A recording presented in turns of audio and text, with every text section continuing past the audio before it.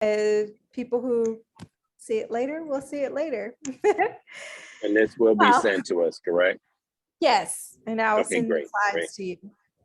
Okay, great, thank you. So, as you all know, I have been trained as a grant writer, a sociologist, have worked both on the nonprofit side as well as on the for-profit side. And so I feel pretty qualified to be able to lead this workshop with you all, especially as someone who is setting up the framework for our next set of funding for the Faith Coordinating Center. I want you all to be well positioned we would love for you all to apply for some funding. You know, I know some of you did apply the last time, but we want to make sure that your applications are strong. And we definitely encourage you to apply for additional funding with us. That the announcements will go out in April. We're working on those. So the announcements for this next set of funding will go out in April. So you all know me, Allison Matthews, Executive Director. My approach to grant writing and kind of securing funding for organizations, for businesses, is really about the story that you tell. And I think there's different ways that you can tell that story. A lot of times people just think about the grant, the narrative portion of a grant, but it really is about the whole organizational story. What does your website look like? Do you have a social media presence? How many people are on your email listserv? Are you showing up in the news? What's the impact of your work? And I have to be very honest, you know, when we review grant applications, you know, this past year, we did extensive online research on every organization before we made decisions on funding, especially because, you know, many grant applications are very well written, but what is your reputation and what is your online presence and what is the story you're telling with all of the forms of media? And so having that reputation, you know, precede yourself, right? Like that we oftentimes are able to identify people in your city to call and say, hey, do you know about this organization? What have you heard about them? What have you heard about the person who's written the grant for that proposal? You know, do they have a good impact in the community? Have they had any issues? Do they have any conflicts of interest and things like that? So that is, I don't think that is unusual for any funding or funder to do that type of work. And so you can tell so that's why I say it's very important for you to think about every aspect of your storytelling process. So even when you're looking at and thinking about your website and your social media, knowing that we as a funder we prioritize BIPOC, Black, Indigenous, people of color led organizations and organizations that serve those communities. You want to make it clear in your social media and on your website and in your kind of news engagement that those are the communities that you serve and you have trusted relationships, or that you have board diversity, that you have a board, that you have, even if you don't have a large social media following, showing that you have some type of social media presence and that you have, you know, I think especially during the time of COVID, like if you don't have any kind of online presence, it's very difficult for us to justify that you're doing work, that you're doing any kind of impact, right? There were some organizations that applied and they they had a website, but there was no people, there was no actual pictures of people from the organization on the website. And so that was kind of a red flag for us, because we were like, well, who's behind this? Who's actually doing the work? You know, and there was no pictures of the people who were actually being served, right? So that was a red flag for us. Even if the website is not like beautifully built, I think having some kind of online presence is really important. So can I just ask a question to that point? Sure. I said that it's interesting to hear that from a funding perspective, because I mean, yeah, you want to have a website, social, but that can weigh heavy. But for organizations that are really doing the work, I don't have a budget for a marketing director and can't necessarily put pictures up of some of the camps that we've been into where we've tested 20 people for HIV, 18 were newly diagnosed. If I put a picture up, those camps are rated. Obviously not taking pictures of my client for various reasons. So how do you then brag on yourself, if you would? We served 75,000 meals during COVID. Paper didn't come out for that. They came out to a mega church or what have you, that handed out 300 food boxes, right? Yeah. So how do you sort of compete, if you're doing the work, to compete with some of the larger organizations that do have someone that's all they do, just like writing grants, that's all they do with marketing? Is there any resources that can be shared, maybe not even today, of, you know, I can do a $99 budget for somebody to do social media or whatever, but like, I don't have 100,000 for a marketing director. Thank you for that question. And I think that is an excellent point. And I have to tell you that, well, so remember some of the previous workshops that we've done where we talk about partnering with academic institutions, student interns, who are willing to do that work oftentimes for free or very low. So that's one way that you can get, you know, help with building out a website, building out social media. You can, so Google, there's Google has, you can create your own website on Google for like very little money, if not free. You can have a Facebook page. I mean, even just having a Facebook page is an online presence, right? So you don't necessarily need to have a website. But what I'm saying is having, and a lot of organizations and businesses now are not even paying for websites anymore. They just have Facebook. And that's their way of communicating with the public, and telling people about their organization. I would also say about the Facebook page, just because of some research that I've done over the last week and a half, with churches, specifically Black churches. If we're gonna have a Facebook page, just make sure it is like you're using it to engage people. Because what I saw was like the last post was like 2016, 2017. And so that looks really, really bad. Like sometimes these, you know, your website or your Facebook page is your first line that somebody sees from you. So it's like the first impression. And if I see a post from like 2016, I don't even know if you're an organization that's still doing the work, right? So that can be something to also keep in mind. Like if you're gonna have these pages, make sure that you have some kind of living content on them. It's really important. There's this, and so this was the other, I don't know if I can find it right now, but there was this organization that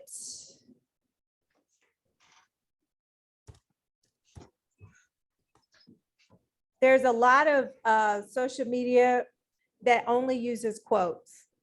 And so say with the testing event that you had, you could get a quote from the people that talk about, you know, thank you so much, this had a huge impact for me, and put that on your social media without actually showing anyone's face. And those, I'm just showing you this example of this website. It's very popular. It's called the Nap Ministry. But they don't often have pictures of people, or the pictures of people that they do have are stock images or historical images, right? So it's not about taking pictures of and violating people's confidentiality. You know, there's ways that you can engage an audience. Also, data visualization. So there's storytelling that you can use by saying, we hosted this event. We had we tested 1,000 people. We had 5,000 people show up to the event. We serve 10,000 people every year, right? Like, having those numbers readily available is very powerful, and you should have that as a part of your story on your social media, on your website. And you know, you can put out your own press releases for your events. And even if there's no news coverage of it, you at least have a press release that summarizes the event. And that is a piece of media that you can use, an asset that you can use to document the impact that you have in your work. Does that help? It does. Yes. Thank you. So there are to get access to free stock images, you can go to unsplash.com. Unsplash is a very popular website because a lot of people are like, well, I can't pay for images either, but they are constantly posting images, and you can search for, say, Black family, and they have stock images that you can download and use for free without any without having to pay royalties for them. The only challenge of this is that everybody has figured this out. So you may see the same image on multiple people's websites, but at the same time, it makes your website look a lot more polished than without having it. And I use these for PowerPoint presentations and things like that as well. You could also, instead of just having, like, say you don't have time to build a website, you could create a PowerPoint presentation of your work and with the impact, the data visualizations, and have that as what, and I'm going to go a little bit deeper into it in a second, but it's called a pitch deck.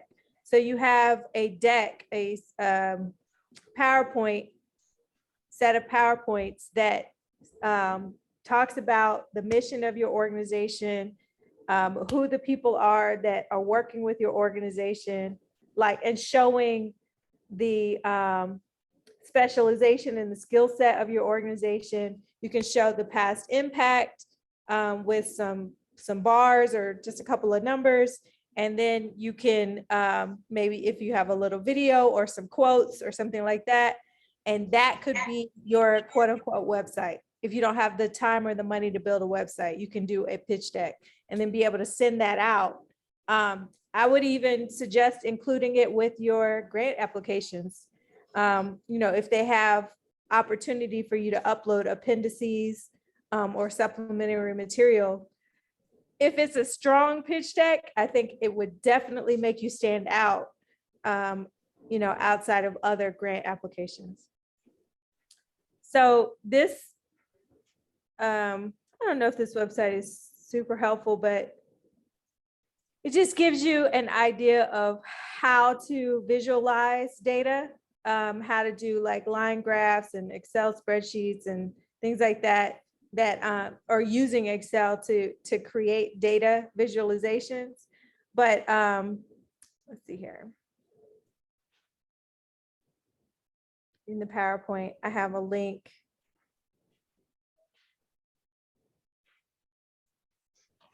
I'm kind of skipping around because I want to show you. Okay, So this has examples of pitch decks, and they have templates in here. And then this is a website, it's an article on like what to include in your pitch decks. So I'm going to show you an example of some pitch deck templates. And they have, some of them you can pay for, some of them I think are free. A lot of them are like on Google Slides, PowerPoint templates, etc. So let's look at the PowerPoint templates. And then you can go in and, customize it, but it already has these like beautiful visualizations, graphs and things like that. I think that the helpful thing about this is that it also has the types of slides that you would need for a pitch deck. The other website that I use a lot is called canva.com. I think a lot of people have heard of this one, but they have templates for presentations. And then you can type in and look, like they already have a business pitch template in here. So you click on that and then it has the like key services, what you're selling, the thank you page, the quote page. It's already got those slides built out for you. And then you can customize with the colors and the images and things like that. So you can click on that and change the color to your business colors, right?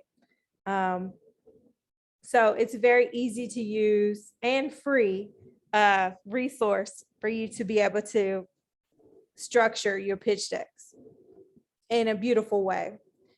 And I believe there's ways that you can, so like if say you create one in Google Drive, you can actually, slides.google.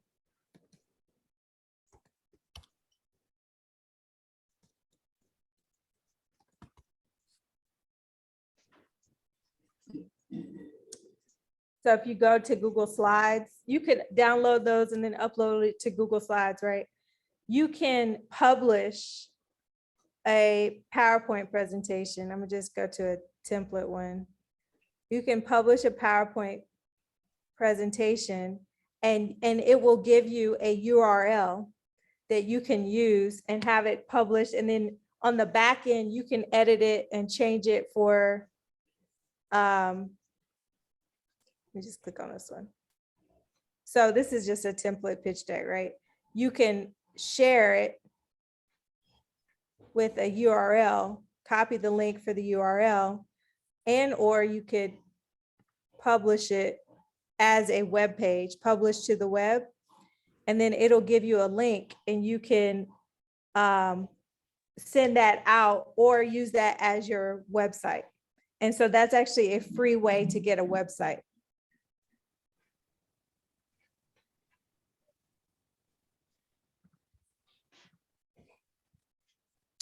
So these are just the tools on to create the pitch deck, but I do want to talk about the content that you want to include in a pitch deck. So some of the content, I know I'm going fast, so tell me if you need me to slow down.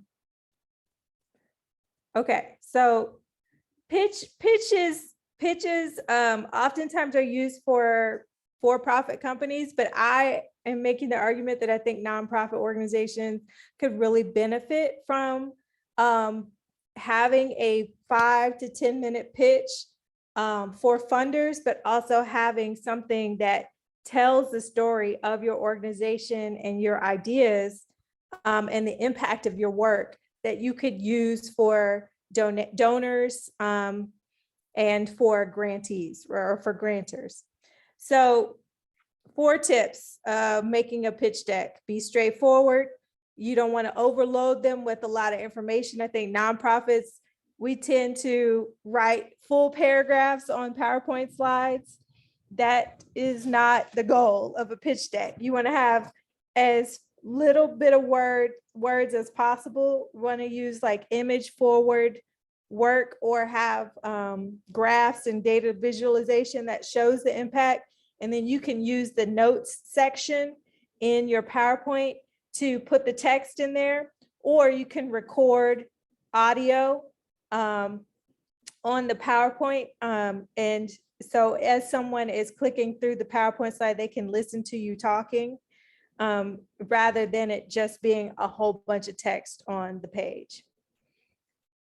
Canva also allows you to create infographics. So Canva is a really cool, the one that I showed you before, that where you can customize they have templates for Instagram, for videos, for PowerPoint presentations, for posters, for logos, for infographics. Like you can type any kind of visual product that you want. Canva has templates, and then you can customize them,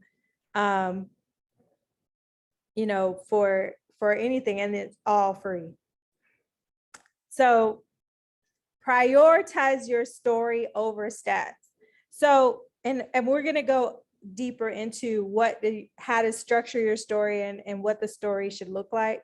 But really, you want to use the stats to tell the story rather than boring people with numbers, right? I think if anything, us coming from the HIV world, we know that if we start with 56% of people living with HIV, XYZ, like people hate that, right? Like that's always the feedback that I get from people living with HIV is like, why do we always talk about the stats first? Tell the story first. So, and so some of those impact stories, like Pastor Francis was saying, you're testing 1,000 people at an event, but the church down the street got the news coverage because they're a mega church. You can tell the story of the impact that testing someone, having the person from your organization who was there and who made that connection with the person who got tested and made them feel comfortable, and how that is an example of the impact and the kind of work that you do with your organization and what makes you stand out against the crowd. That is what's going to, that's the kind of story that you can use to then illustrate the data, right? In your grant applications, you can use that. So in grant applications, it's really a little bit different than I would say for a PowerPoint presentation, because with grant applications, the story that you're telling is more about the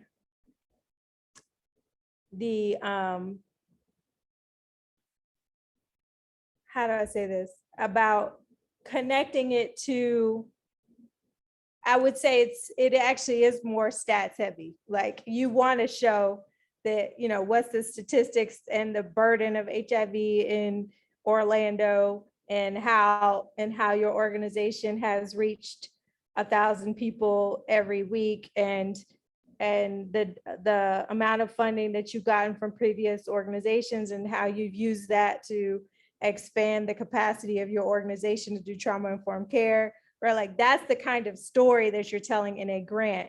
But for a pitch deck, it's more of that personal person story. Does that make sense? Okay.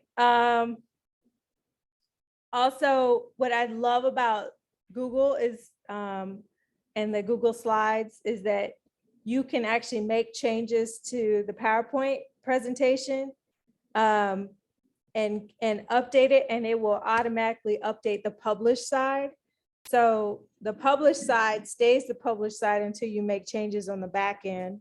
And so it's kind of like you're editing your own website on the back end, and then it publishes, right? You click publish and then it changes. So you can actually use that same URL to then send out to another potential funder or donor, and update the data without actually having to like re-upload a new PowerPoint presentation or change everything. And what I do a lot of times is I'll keep the same set of slides, but I may hide certain slides so that on the published version, they won't see it. It'll just skip it. But I kind of keep a larger deck. So depending on who the audience is, I'll show and hide slides. But I have all the information there in the deck, on my end, but they only see the information that's relevant to them. So of course, include the introduction. The first slide should introduce the pitch deck, explain the business in a simple and clearly understood terms. I think the biggest part is what makes you unique? What's your value proposition? What makes your organization solve a problem and do the work in a way that is unique to other organizations? Why should I donate to you, or why should I fund your organization as opposed to the 10 other organizations from Atlanta that have also applied? Right. And that was another decision that we had to make, right? That we had a lot of organizations that are applying from Florida and from Georgia and from Texas, but we, at least with the Faith Coordinating Center, I don't know there. And so it just depends on the funder, right? But with us, we had to prioritize having representation of organizations from multiple states. And so we didn't want to have 15 organizations from the same state. We wanted to have it spread out that way. So there was also kind of that decision making. And so then we had to say, well, we have 5 organizations that applied from Atlanta or from Georgia. Which of these have the most impact and have demonstrated that they have an impact? And are they reaching different audiences, or are they reaching the same audience, right? And so showing what your value proposition is a really huge and crucial part of both your grant application and your pitch deck. Explaining the problem, like I mentioned, of course, this is in terms of business, but in terms of a nonprofit, explaining the problem that you're solving, which is access to testing or information about the integration of faith and HIV.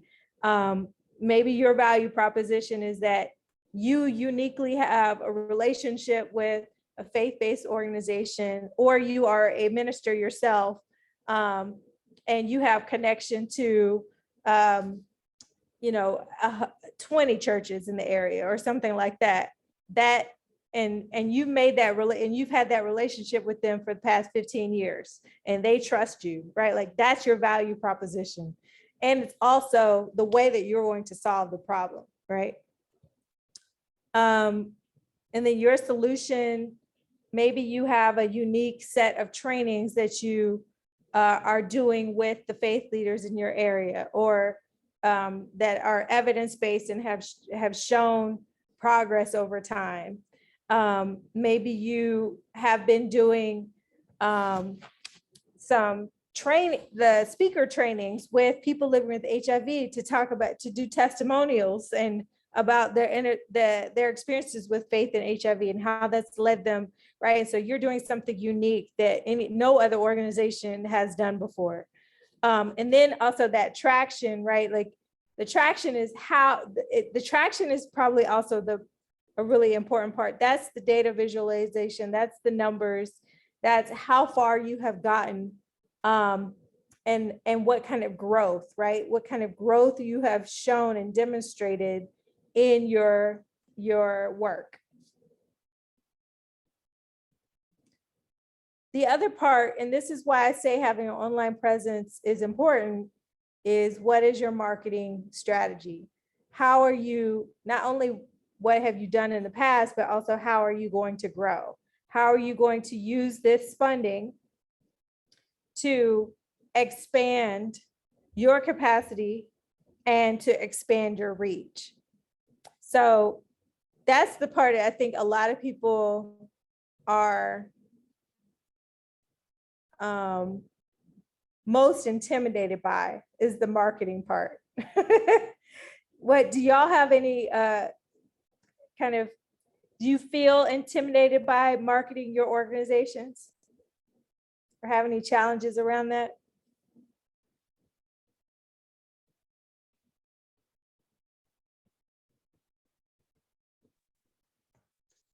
Mark, it looks like you want to say something. Yeah, I'm trying to figure out how to. I could hear with Pastor Francis talking earlier. I know that it's there can be a frustration with, we'd rather be doing the work than trying to sell the work, you know? Although this is also necessary, and it took me a while in my career to get over the word marketing at all, you know, because it just seems like it's more of a capitalist sort of thing, except I love being able to tell the story. And when people do give us money, I love being able to tell them what we're doing with it, you know.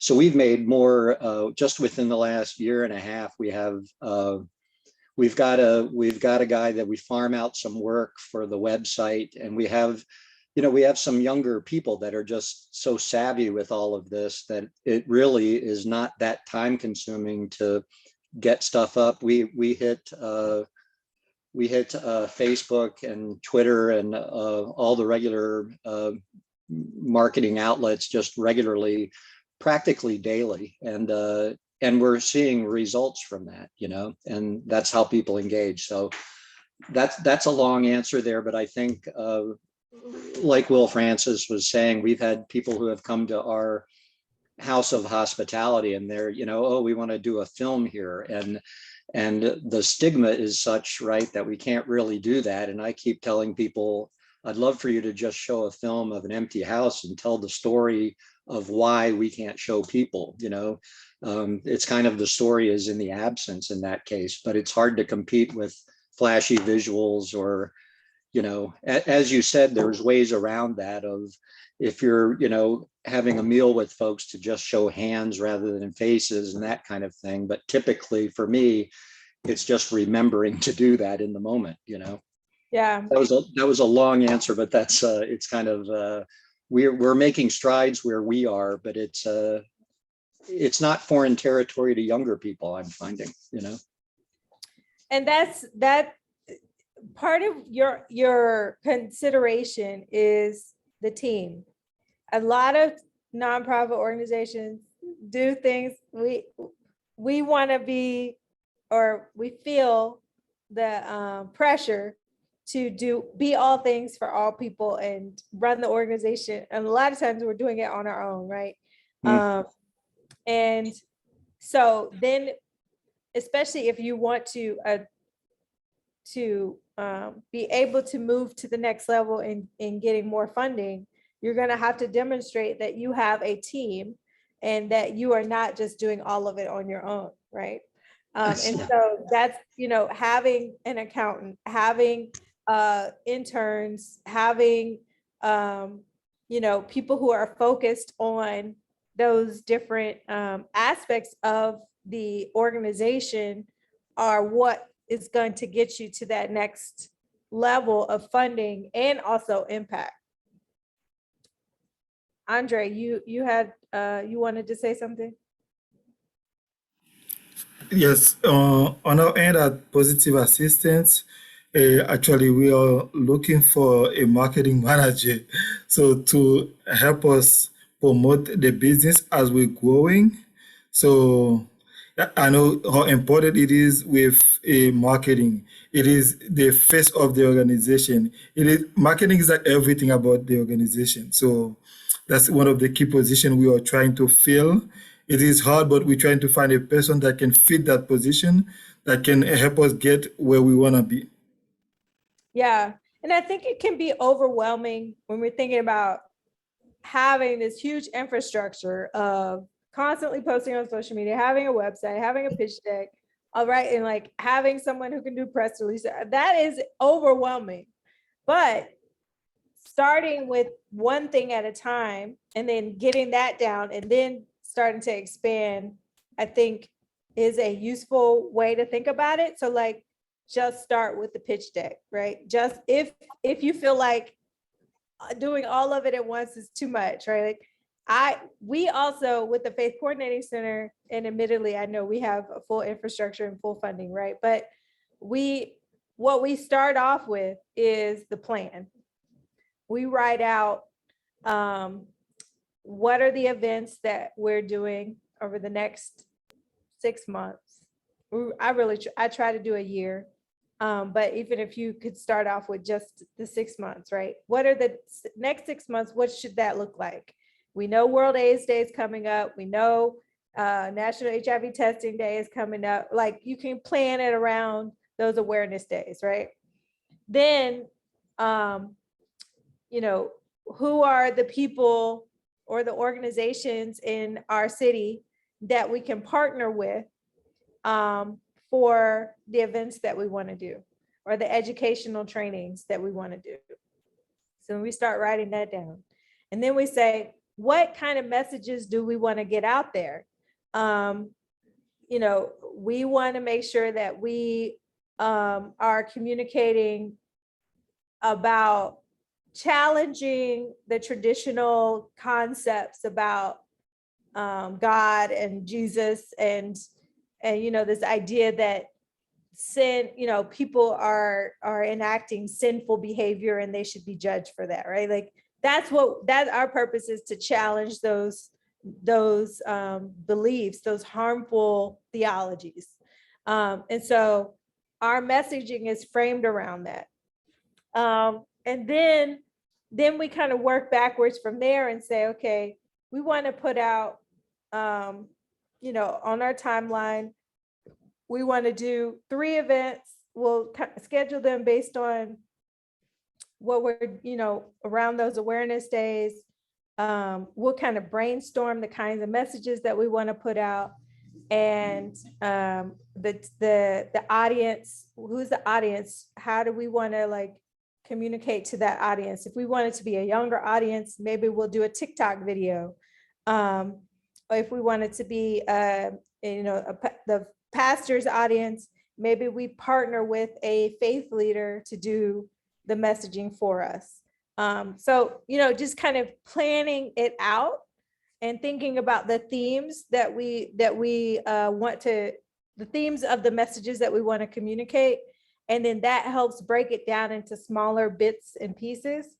And then, you know, and then we start creating the content along the way. So I don't know, that has been very useful. And we're happy to provide you with the templates on what we use for that kind of planning process. Yeah. Okay, so let me go back to where I was. So that storytelling, we've talked about storytelling. The new idea. So what makes you, this goes back to that, what I was talking about, the value proposition.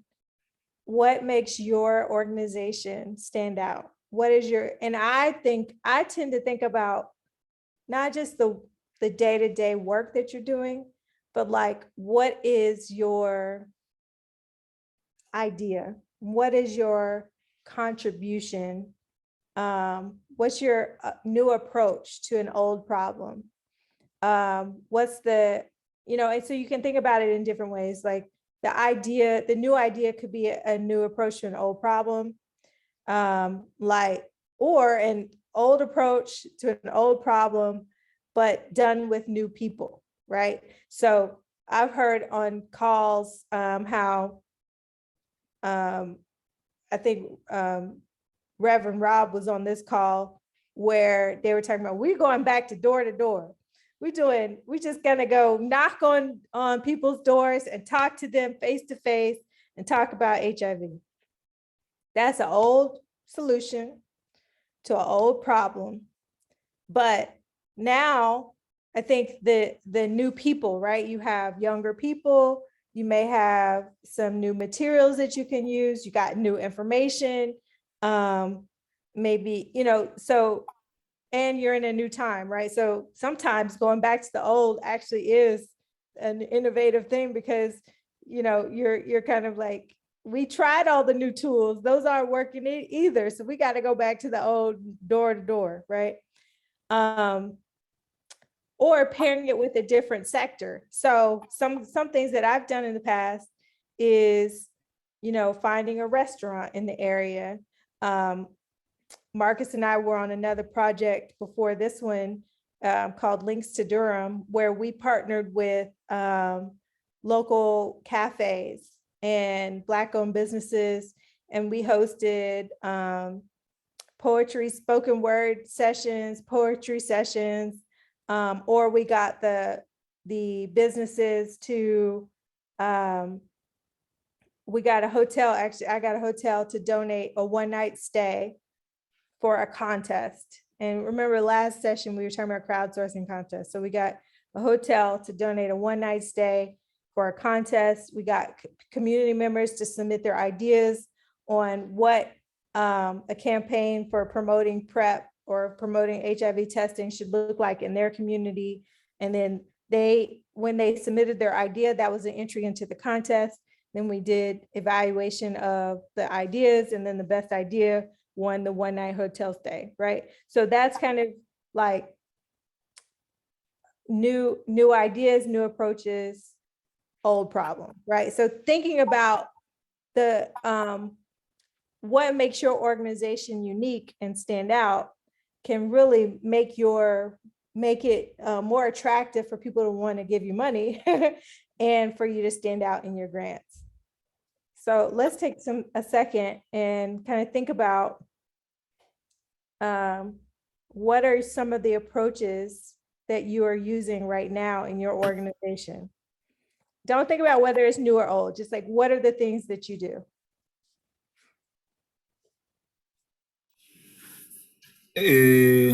At Positive Assistance, one of the new approach that we are using to contribute to the end of the HIV epidemic in Orlando is using a mobile health unit to meet the people where they are.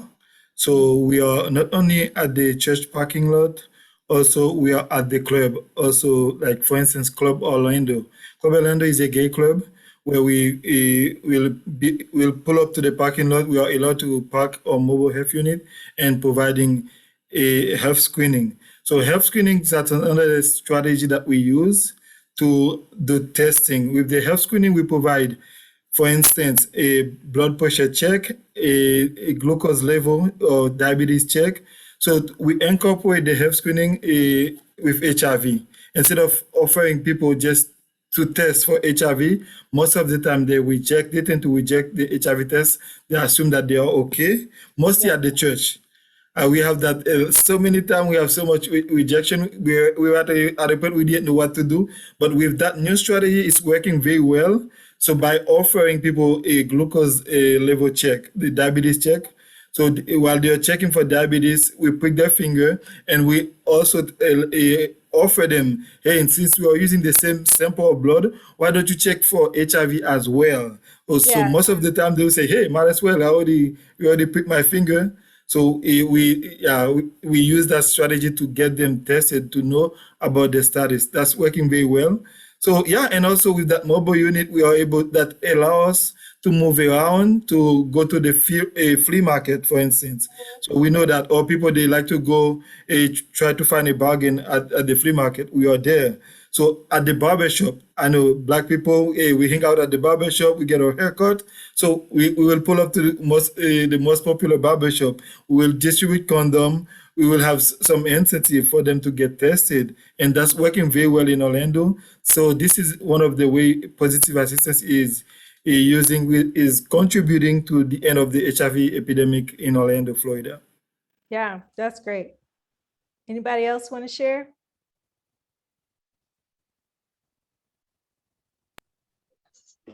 I think on our end, it's been more and more stepping out onto college campuses is part of that, and new initiatives into PrEP, and really just trying to capture people. You know, when we have signage up and all of that, but now we can take folks and say, if you're really ready to sign up, we can make that happen typically for free, and we can do it right there through a website and just say, we've got the computers, we're not going to give you a pamphlet and just send you home. If people are in being tested, there's information about PrEP all over the place.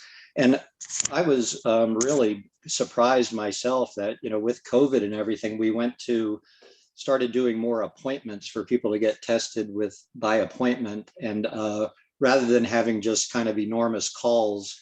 And testing numbers have actually gone up because we have appointments available online. And so our numbers are increasing there in Greensboro and High Point here in North Carolina. We had a presence, as you just mentioned, there's a brilliant man named Josephus in Greensboro who runs a poetry cafe. And we had a night dedicated to HIV and stigma in the LGBTQ community. That was just an amazingly powerful event. It was a small group, but it's kind of like, I love the door-to-door idea. I mean, I think that's how this works to me, is when people come to THP or to our houses, it's usually somebody takes them by the hand and brings them. It's like, I know where you need to go. And one of the oldest things that, it's really an old method, but we still eat meals together. And that's been going on since time immemorial, right? That you sit down at a table together and a whole bunch of the garbage falls away because you're telling stories about how you ate as a kid. You're talking about the food, the way your mom cooked, whatever. And everybody's equal at the table where you're passing around food. So, I mean, that has been the core of the house where I've worked at for so many years. And I still think, that works. Food works. And more than the food, the eating together works. It's in any number of ways. Yeah. I love both of those. And I think that what the common thread, well, one thing is you are using the lessons learned from things that haven't worked to then think about, okay, how do we pivot? How do we incorporate different ways to engage the audiences, right? And so using online appointments, I would really highlight that in your grant, right? That this has been a new method that has actually been very innovative for us. I would mention, Andre, how you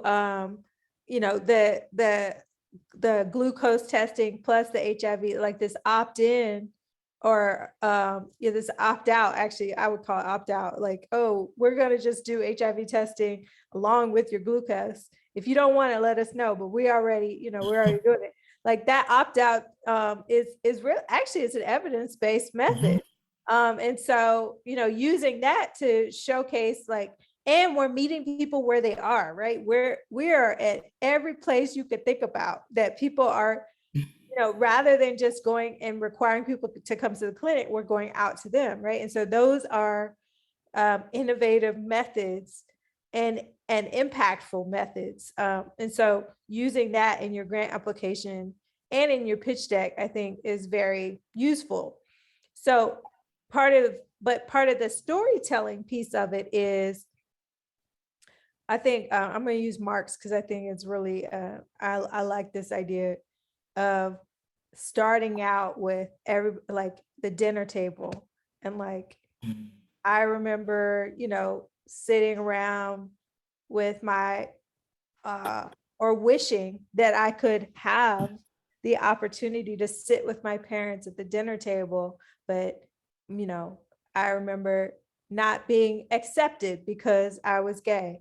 And yet, Triad Health Project has been able to create a family style dinner table, right? And people feel comfortable coming and we share meals together.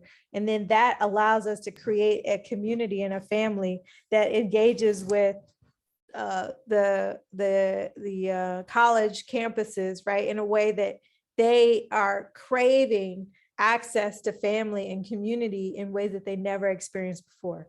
Like that's a story that then pulls people in. And then you can talk about, and with this method, we've been able to then gain insight into what really works with college students. They want to set up appointments for their HIV testing.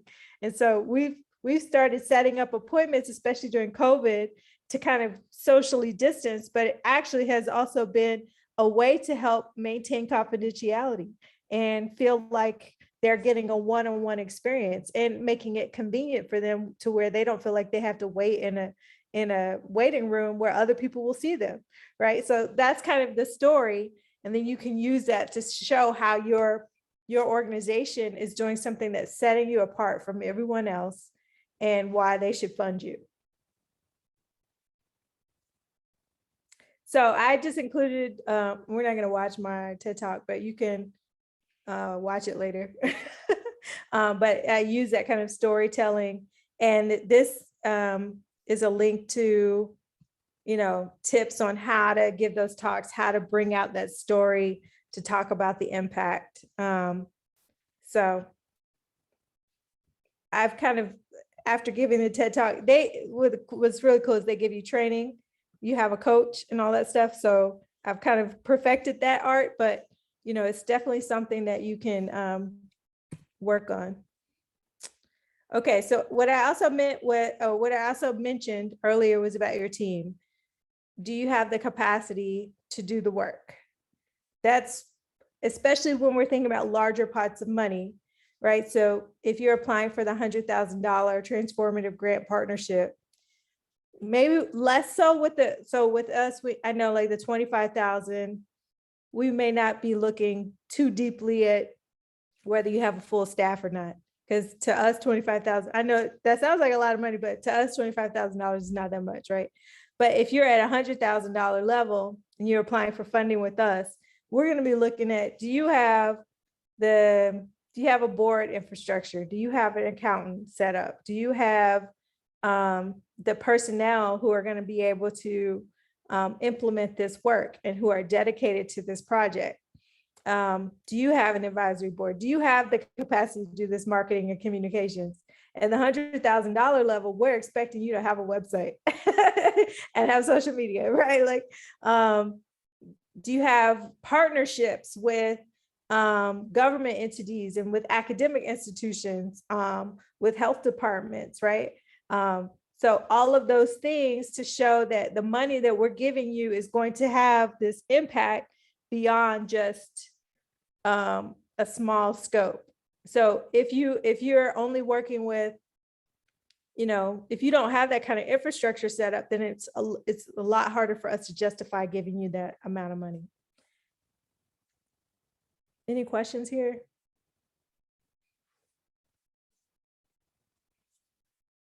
And also at the $100,000 level, we're looking for organizations that can reach thousands, right? Not just a couple hundred, right? Or even 20. We had an application that was like, we'll reach 20 people with $100,000. Like, no. And that's where telling the story of your social media can come into play, right? Because you can reach a lot of folks if you're at least on social media and doing some work. You can count that as how you're reaching folks. Yeah.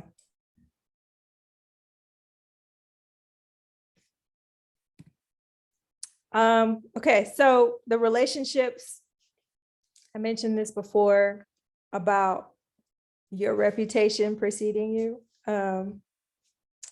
Like there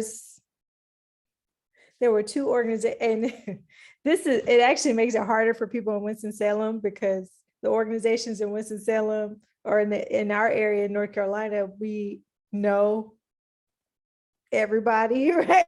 So there were two organizations that applied through us, one of which made all these grand kind of promises about being able to engage people in with HIV, but actually didn't do any HIV work.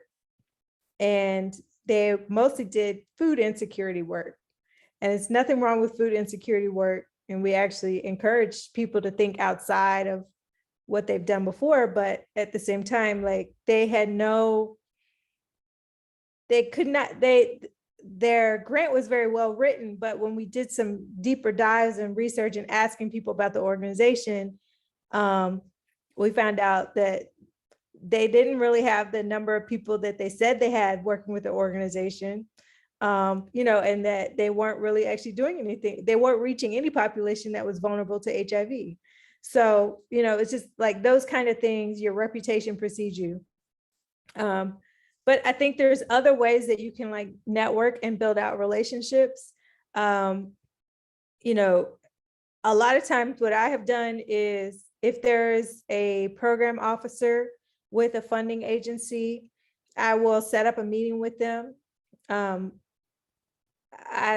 I hate to offer this, but this is really what we need to be doing. I had a lot of organizations set up meetings with me prior to applying to funding last year. And many of them were very strong applicants, right? Because they had the opportunity to talk to us and learn about what our priorities were in funding. And we also helped them think through their ideas, right? And given the fact that I personally am not on the funding, I'm not, like, we have a third party grant reviewers that will score the grants and give us feedback on who they think are the best applicants. And so I'm not directly involved in the funding decision.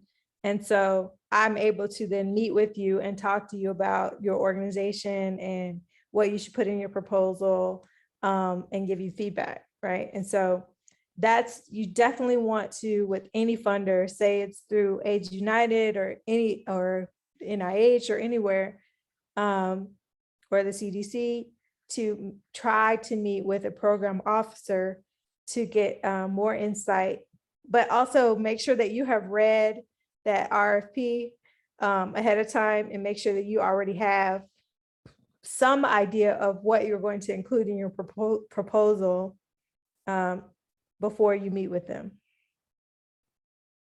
And keep, say you didn't get funded, or even if you did get funded, keeping in contact with the funder to give them updates on your progress. And say you didn't get funded, but but you're still using the feedback that you got to be able to incorporate into your organization so that you can be competitive for the next round of funding.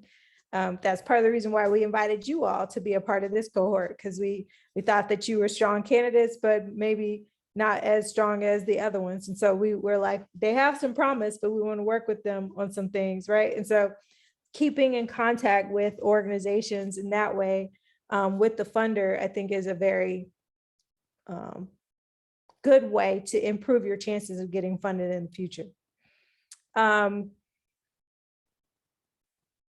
Partner with previously funded organizations, or talk to them about their experience, what they did and did not do well in their applications and that kind of thing.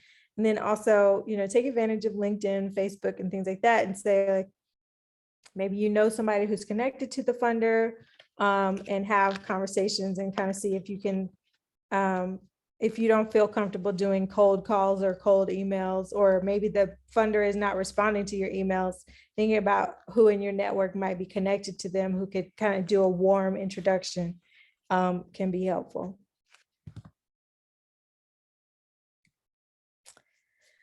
Okay, so these are some, I included, I created like a document of like different funding opportunities that you can go through yourself. GuideStar, this is one that I think a lot of nonprofit organizations don't know about, but GuideStar is a website that basically catalogs nonprofit organizations, and corporations go to GuideStar to find nonprofit organizations based on the topic or the cause that they find important. And then it will generate a list for the corporation. And then the GuideStar like allows the corporation to see, metrics on how it's storytelling, right? So metrics on their financials, their leadership, their mission, how long have they been in existence, what's their impact, things like that. And if you're on GuideStar, then you kind of get this stamp of approval. And corporations are more likely to want to sponsor you. An example of, so when we had a partner, we have this partnership with Lil Nas X. And Lil Nas X wanted us to come up with a list of 13 organizations to fund or to help fundraise for them. And we had, I think, 2 organizations that did not pop up on GuideStar. And so and it was required in order for Lil Nas X to do fundraising on YouTube through his songs, you had to be on GuideStar to be added to the YouTube fundraising mechanism. So similar, like Facebook has fundraising, Instagram has fundraising, YouTube has fundraising. And if you're not on GuideStar, then you can't be added to the YouTube nonprofit list. And so those organizations couldn't be, they were excluded. So it's that one is, I think, an important one to be on it. Or to at least you can go and check to see if your nonprofit shows up on there. Sometimes it auto-populates just because you already have the 501c3 status. But you can go in and like boost your profile with additional information. Because I think usually it just pulls like the name of your organization and the location, but you can go in and add more detail. I think another corporation that I did a speaking engagement for, Experian. I did a speaking engagement for Experian, and they were interested in learning about how to support trans people in promoting financial wellness and their taxes, right? Like their credit score. And so they also talked about using GuideStar to identify and donate to and fundraise for organizations that way. How many people have heard of Robert Wood Johnson Foundation? Okay, we have one, two. Okay, so Robert Wood Johnson Foundation is an organization, very well-funded organization that funds nonprofit organizations who are doing work around health. And they, I think this Culture of Health Scholars program specifically funds individual, like leaders of nonprofit organizations. So it would like support your salary to do the work you're doing. And then they have their own set of trainings and things like that. I think Marcus and I, we know, did, what's his name? William Jackson was a Culture of Health scholar. And I have another friend who was a Culture of Health scholar. So I do know of quite a few people actually who have been funded through Robert Wood Johnson Foundation. And I think they have rolling applications for some of their stuff. And then for others, it's like certain deadlines. This one is, they release it. Yeah, this is a rolling deadline one. But so these are another options for, and they have, this is not the only funding opportunity, but they have, other funding options, funding opportunities. And some of them are like partnering with academic institutions and partnering with medical doctors. They fund nonprofits, et cetera, but they really are focused on the idea. What is innovative about your idea and the impact your work has made in health and creating a culture of health in your community. CDC funds nonprofit organizations to participate in the ending HIV epidemic. And a lot of times that's in partnership with the health departments. So your health department is your friend. Sometimes health departments may not be your friend, but as far as funding is concerned, a lot of times the CDC will funnel funding through the health department. So that's the way that you can oftentimes get access to funding in partnership with them. And then of course, you all know about the Gilead Compass Initiative.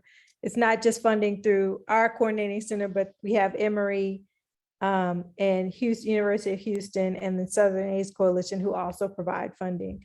And you all are eligible to apply for that funding as well. I know Houston and Emory just released RFPs for, one is for like internal capacity building for your organization and like training you on how to build up your board and how to do the marketing and all that stuff. They give you $25,000 just to focus on that for your organization. And then Houston has $10,000 on how to make your organization trauma informed. So those are, I would take advantage of those as well. And then a lot of times nonprofits don't think about other revenue streams. Like, doing consulting with academic institutions or with corporations on how to engage.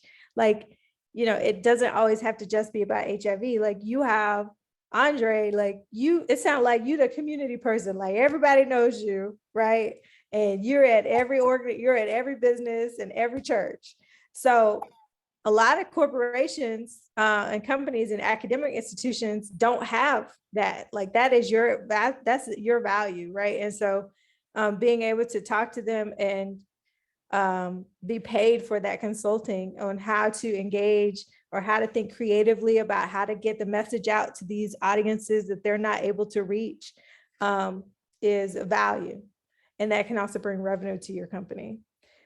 Think about, consumer products. And so a lot of times nonprofits think, oh, I'm just going to put my logo on a t-shirt. But no, you should think about, I think William Jackson, the person I was thinking about, his company, his nonprofit is called Village of Wisdom. And it's focused on education and empowering Black parents to work with their kids on positive Black identities and improving educational outcomes. But his t-shirt line is called Black Genius. So that goes back to what I'm talking about, the idea, right? What is the idea that you are elevating and transforming in your community? So regardless of whether you're a parent or not, you can identify with this idea of Black genius. And so people that their product line became very popular and raised a lot of money for their organization, right? And it's not tied to the village. It has Village of Wisdom on there, but it's like small. It's actually focused on the idea, right?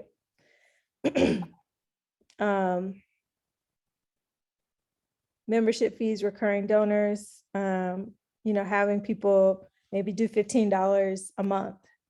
And it's a recurring payment rather than just asking for one-time donations.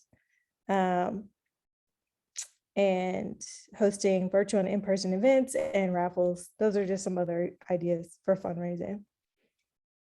I know the Double Good popcorn fundraiser is really popular right now, and people are making a lot of money doing that. Okay, I think that concludes my presentation. Do y'all have any other thoughts or questions? As you mentioned earlier, Dr. Matthews, it's good to have a good relationship with the Department of Health. So even they could be difficult, but you cannot be successful in the community that you're serving without having a good relationship with them. Mostly they are providing training. You need a good MOU. So it's like pretty much everything you need to work with them. So Positive Assistance has a great relationship with them. Mostly I used to work for them for 12 years. So I know everybody from the health department. That's a plus. So, but yeah, even now, even last night, I'm receiving email from them. Do you want to collaborate with us? Because they have a Hep A breakout right now in Orlando. With the hepatitis A breakout, they want to partner with Positive Assistance while we are out there doing event in the community. They're wanting to know, hey, if they can tag with us, so at least they can provide vaccine for the Hep A. So it's good to have a great relationship with the health department and other a community-based organization. So that's a plus. So one of the things also we do is partnership with collaboration. For instance, this Saturday, February 12th, we are partnering with another sister agency. They are focusing on feeding the homeless. So it's called Serving Out of Love. While they are feeding the homeless, giving them household items, we're going to be there doing the health screening. So that's a good partnership. As they are eating, we are doing the HIV test, and also we are doing prep on the spot for the homeless community. Those are the partnerships that we are doing that benefit the community that we serve. So Good. Those are good ideas. Awesome. Yeah. Anybody else? Any other questions or did you, so I'm gonna share that PowerPoint. It has links to all of the things that I showed you. And I guess if you have any other questions or thoughts, don't hesitate to reach out to us. Thank you. This was helpful, actually. I wasn't sure from just the reading that I would get a lot out of this, but your presentation was good, and the links will be helpful. Okay, awesome. All right, well, y'all have a good afternoon. Allison, thank you so much. That was beautiful. Thanks. All Thank right. you. Please share the links with or the presentation. Yeah, the Sure, PowerPoint. I will. Thank you. Thank All you. right. Bye. Bye, y'all.